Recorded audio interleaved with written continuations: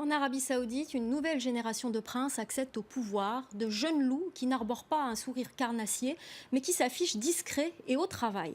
Désignés par le nouveau roi, ils symbolisent certes un coup de jeune pour le royaume wahhabite, mais derrière ces nominations se cachent aussi des manœuvres de pouvoir. Les détails avec Florent Rodeau.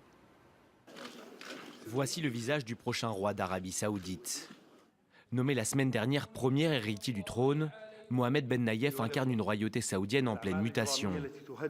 Neveu du roi, il devient vice-premier ministre tout en conservant ses fonctions de ministre de l'Intérieur.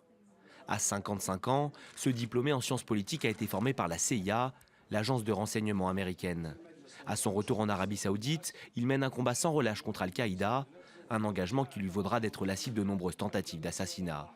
La nomination de Mohamed Ben Nayef marque surtout le retour sur le devant de la scène du clan du roi Salman, les Soudari. Il a en quelque sorte resserré le pouvoir, la structure du pouvoir, autour d'un noyau dur soudéri.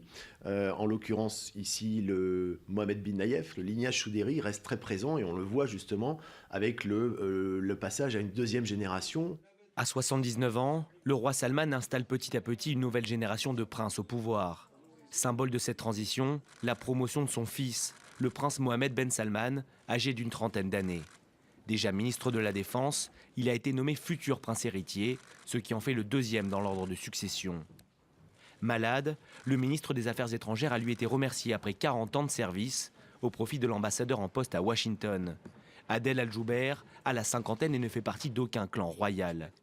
Très apprécié dans la capitale américaine, il avait été nommé par le défunt souverain Abdallah.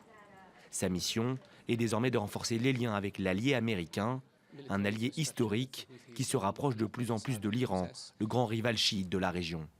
Ça s'est concrétisé par l'accord sur le nucléaire avec une finalisation attendue justement prochainement. Et ça inquiète fortement Riyad parce que la levée potentielle des sanctions permettra au régime iranien de bénéficier d'une manne financière qui était jusque-là gelée. En bouleversant l'ordre de succession, le roi Salman opère une véritable révolution de palais dans un pays peu habitué à changer de dirigeant.